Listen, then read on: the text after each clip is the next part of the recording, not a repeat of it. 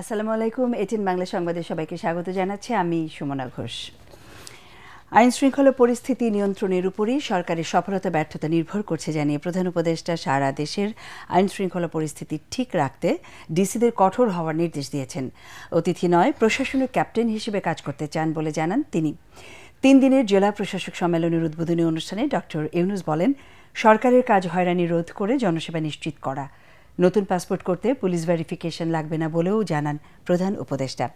জেলার মান উন্নয়নে ভালো কাজের প্রতিযোগিতা করার আহ্বান জানিয়ে ঘোষণা দেন, যেসব জেলা র্যাঙ্কিংয়ে ভালো করবে তাদের পুরস্কৃত করা হবে। বাজার নিয়ন্ত্রণে ডিসিদের কঠোরভাবে তদারকির নির্দেশ দেন তিনি। আমরা যেহেতু এমন পরিস্থিতি এসেছি, এটা ল অ্যান্ড অর্ডার একটা শান্তি শৃঙ্খলা বজায় একটা মস্ত বড় ইস্যু হয়ে গেল। এটাতে আমরা কি পরিমাণ অগ্রসর হলাম, কি করণীয় আমাদের, এটা একটা 1 নম্বর বিবেচ্য বিষয় আমাদের ল অ্যান্ড অর্ডার। এটা যাতে আমরা বিফল না হই, কারণ এটাতেই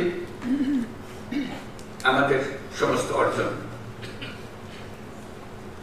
সফলভাবে অর্জন করতে পারে অথবা বিফলতায় পর্যবসিত হতে পারে। সেটা কি কোঅর্ডিনেশন হলে, কিভাবে হলে, এটা নিয়ে এই সম্মেলনে আলোচনা হোক। ফিরে যাওয়ার পরে যেন এটা আর বোঝাবুঝির মধ্যে কোনো গলদ না থাকে। স্বৈরাচার পতনের মধ্য দিয়ে ভোটের মাধ্যমে দেশের নেতৃত্বকে বাছাই করার সুযোগ এসেছে বলে মন্তব্য করেছেন বিএনপি ভারপ্রাপ্ত চেয়ারম্যান তারেক রহমান। তিনি বলেন, সময় এসেছে দলকে পুনর্গঠনের পাশাপাশি মানুষের ভোটের অধিকার প্রতিষ্ঠা করার। নড়াইল জেলা বিএনপির দ্বিবার্ষিক সম্মেলনে লন্ডন থেকে ভার্চুয়ালি যুক্ত হয়ে তিনি এসব কথা বলেন। তার অভিযোগ, ভোটের নামে মানুষের সাথে প্রতারণা করে স্বৈরাচার আওয়ামী লীগ নির্বাচন ব্যবস্থাকে ধ্বংস করে দিয়েছিল। তারেক রহমান বলেন, এখন দেশকে পুনর্গঠন করতে হবে। জনগণের আস্থা অর্জনের মাধ্যমে 31 দফার ভিত্তিতে দেশকে গড়ে তুলতে হবে। সামনে সময় এসেছে প্রকৃত নেতৃত্বকে, দেশের নেতৃত্ব যারা দিবে তাদেরকেও বাছাই করার সময় এসেছে।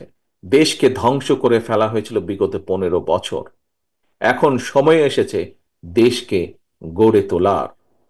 আমরা দেশের মানুষের সামনে 1 মাস 2 মাস বা 3 মাস আগেও নয়, আমরা আজ থেকে 2.5 বছর আগে প্রায় বাংলাদেশের মানুষের সামনে আমরা উপস্থাপন করেছি আমাদের 31 দফা দাবি।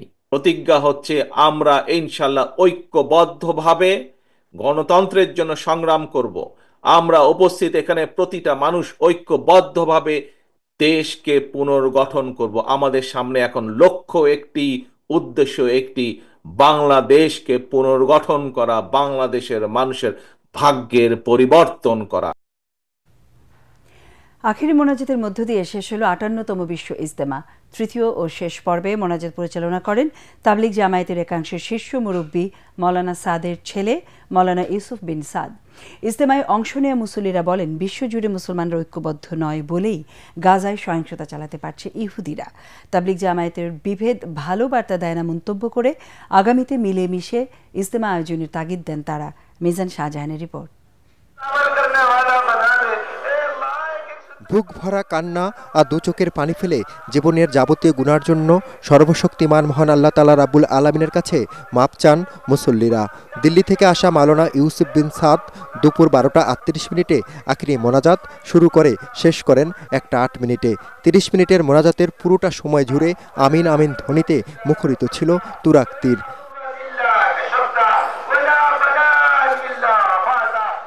3 দিনের ইজতেমায় অংশগ্রহণকারীদের পাশাপাশি সকাল থেকে আশপাশ থেকে ইজতেমা ময়দানে জড়ো হন ধর্মপ্রাণ মুসল্লিরা। অনেকেই মহাসড়কে বসে শরিক হন আখেরি মোনাজাতে। সবার সাথে আমরা দোয়া করেছি, আমার পরিবারের জন্য দোয়া করেছি, বাংলাদেশের জন্য দোয়া করেছি। আল্লাহর কাছে দোয়া করছি সারা মুসলিম উম্মাহ যাতে এক আকাশের নিচে শান্তি বজায় থাকতে পারে। মাওলানা জুবায়ের ও মাওলানা সাদের অনুসারীদের বিবাদে আগের মতো একবার ইজতেমা হয় না বেশ কয়েক বছর ধরে। 3 দফা ইজতেমা আয়োজন করায় অনেকেই আগ্রহ হারিয়েছেন। আল্লাহর কাছে প্রার্থনা করেছি যে যতদিন হাতে বেঁচে রাখে আল্লাহ পাক যেন সবাইকে একসাথে ইজতেমা করার তৌফিক দান করে। এক আমিরের নেতৃত্বে ইজতেমাটা করতে পারি, সেই দোয়াই আল্লাহর কাছে চাইছি। মুসলমানরা বিবাদে জড়ালে সুযোগ নেয় বিধর্মীরা, তাই আগামীতে সবার অংশগ্রহণে ইজতেমা আয়োজনের তাগিদ মুসল্লিদের। হযরত উলামায়ে কেরামকে আমরা বলবো, যেহেতু আপনারা ইসলামের কায়েদ, রাহাবার, পথ প্রদর্শক, আমরা চাই হযরত উলামা ইকরাম একটা নিরপেক্ষ ভূমিকা নিয়ে আমাদের উভয় পক্ষকে নিয়ে ইজতেমার পরে বসলে দ্রুত সময়ের মধ্যে তাবলীগের বিভেদ দূর হয়ে যাবে। 1966 সাল থেকে এই তুরাগ তীরে অনুষ্ঠিত হচ্ছে বিশ্ব ইজতেমা, যদিও শুরুটা আরও আগে 1946 সালে কাকরাইলে। মুসলিম জাহানের দ্বিতীয় সর্ববৃহৎ মিলন মেলা বসত এই তুরাগ তীরে, কিন্তু বেশ কয়েক বছর ধরে জোবায়েরপন্থী ও সাতপন্থীদের মধ্যকার বিরোধে আলাদা আলাদা ইজতেমা হয় সেই বিশ্ব ইজতেমার দ্বিতীয় মিলন মেলার পরিবেশ এখানে আর দেখা মিলছে না। তারপরও এবার স্বস্তির বিষয় হলো যে জোবায়েরপন্থী এবং সাতপন্থীদের মধ্যকার কোনো ধরনের সহিংসতা ছাড়াই শেষ হয়েছে বিশ্ব ইজতেমা। মিজান শাহজাহান, এটিএন বাংলা, টঙ্গী, গাজীপুর। এখন থেকে আর মিটারে নয়, সিএনজি অটোরিকশা চলবে চালকের নির্ধারিত ভাড়ায়। সকালে অটোরিকশা চালকদের বিক্ষোভের মুখে জেল জরিমানার নির্দেশনা থেকে সরে এসেছে বাংলাদেশ সড়ক পরিবহন কর্তৃপক্ষ BRTA। তবে সকাল থেকে চালকদের সড়ক অবরোধের কারণে সৃষ্টি হয় তীব্র যানজট। মোহাম্মদপুর, মিরপুর ও ঢাকা চট্টগ্রাম মহাসড়ক সহ বেশ কিছু গুরুত্বপূর্ণ পয়েন্ট আটকে দেওয়ায় যান চলাচল কয়েক ঘন্টা বন্ধ থাকে। ফলে চরম ভোগান্তিতে পড়ে নগরবাসী ও কর্মজীবীরা।